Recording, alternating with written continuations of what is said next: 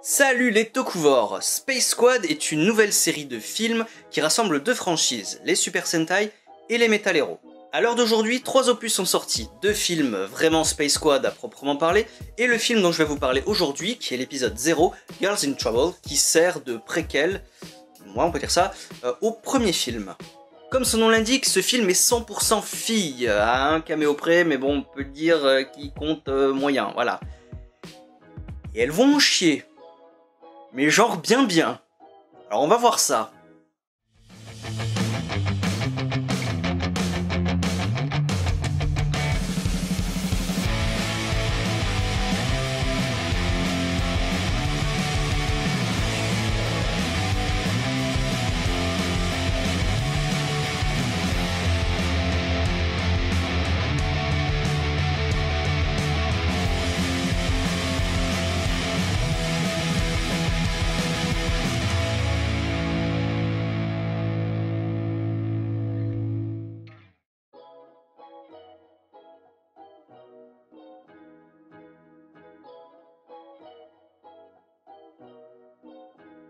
Le film commence dans la cellule de Jasmine, Deka Yellow, qui se réveille en n'ayant aucun souvenir de comment elle est arrivée là. Elle retrouve une autre détenue, Eumeko, Deka Pink, et se font violemment assassiner par un monstre, Elvira. Et ensuite, ça recommence. Et ça recommence encore jusqu'à ce que les filles trouvent un moyen de fuir le monstre. Jasmine et Umeko tombent sur les Uchukeiji Shelly et Tammy, les partenaires de Gavan et Shider. Et oui, c'est pas parce qu'elles n'ont pas d'armure que ce ne sont pas des Uchukeiji elles aussi. Se doutant qu'elles sont dans une simulation qui reboot à chaque fois qu'elles meurent, elles vont toutes ensemble essayer de s'en sortir et de vaincre Elvira. Et justement, la simulation est surveillée par l'enquêtrice en chef Birdie et Sissy, la partenaire de Charivan. Le but de cette simulation, c'est d'entraîner les filles à vaincre Elvira pour envoyer les meilleures d'entre elles en mission pour secourir Sophie, la nouvelle directrice de la Ginga Renpo Keisatsu, la police fédérale galactique. Les sélectionnés sont Tammy, Shelly et une nouvelle venue, Maki, une inspectrice de la planète Neokrai. Une fois arrivées au pénitencier de la Ginga Renpo Keisatsu, les filles retrouvent la directrice assez facilement sans que Elvira ne les attaque.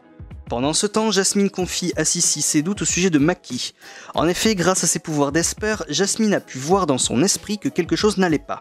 Et en effet, Maki se révèle être Benikiba, une ninja espionne infiltrée qui peut changer de visage. Elvira se montre enfin et le combat peut commencer. Grâce à Tammy qui se déchaîne et à un habile subterfuge de Jasmine et Umeko, Elvira mord enfin la poussière, mais Benikiba arrive à s'enfuir. De retour au QG, Shelly reçoit un appel de Gavan qui lui demande de l'aider sur une mission extrêmement importante, mission que nous verrons dans le prochain film, Space Squad.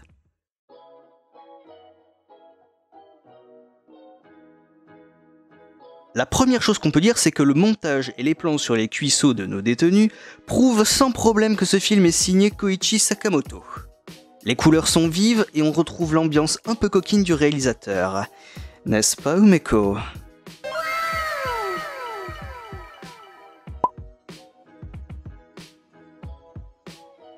Quelque chose de magnifique vient de se produire. Au sujet des nouveautés, le film sert d'introduction rapide à un nouvel ennemi, la secte criminelle Monde Genmaku, ou Genmakukai en japonais, qui sera plus développée dans le prochain film. On sait qu'elle est composée de 12 apôtres dont Elvira et Benikiba qui sont dans ce film. Malheureusement, Elvira est peu développée et ne semble avoir aucun lien avec son personnage d'origine. Tu ne crois pas si bien dire, Arnaud. Oh. Je me permets d'intervenir car, dans Spilvan, Hélène, la grande sœur de Spilvan justement, a été modifiée pour devenir Elvira. C'est après avoir été libérée du contrôle du Dr Bio qu'elle combattra aux côtés de son frère en tant que Hélène Lady. Je te rends la parole. Merci GG. Benikiba oppose une menace beaucoup plus grande et elle semble plus fidèle à son personnage d'origine.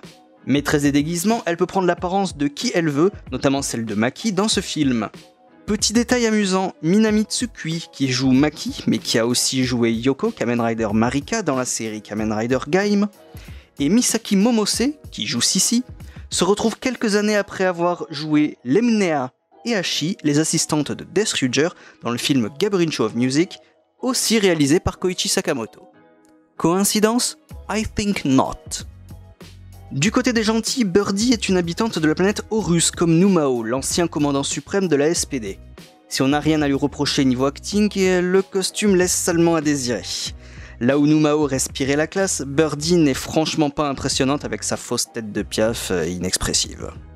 En ce qui me concerne, moi j'ai plutôt bien aimé, 100% filles, c'est extrêmement rare que les filles soient mises en avant dans le Sentai, dans les Metal Hero aussi, donc c'est plutôt une bonne surprise, assez frais à regarder, et en plus violent.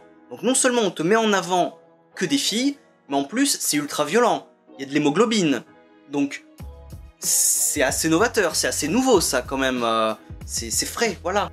Et en plus, il y a de la continuité, donc on n'est pas sur un truc qui pourrait se passer éventuellement entre deux machins et tout ça, non, non, non. Là, c'est vraiment la suite. Ça se passe après DK Ranger, après tous les films qu'il y a eu avec les DK. Voilà, c'est la suite, tout simplement. Et moi, j'adore ça, voilà. La continuité, c'est super, j'adore. Donc, encore une fois, bravo, monsieur Sakamoto, d'avoir à ce point respecté les deux franchises, la continuité des deux franchises. Donc pour moi... c'est bien, c'est un bon préquel au premier film, voilà, faut le voir, c'est super. Voilà, je vous donne rendez-vous un petit peu plus tard dans l'année, après une grosse émission que je suis en train de préparer, donc je pense qu'il n'y a pas de problème, on va faire tous les Space Squad, et voilà. Donc, pour l'instant ça part très bien, et j'espère que ça va continuer comme ça. Allez, ciao.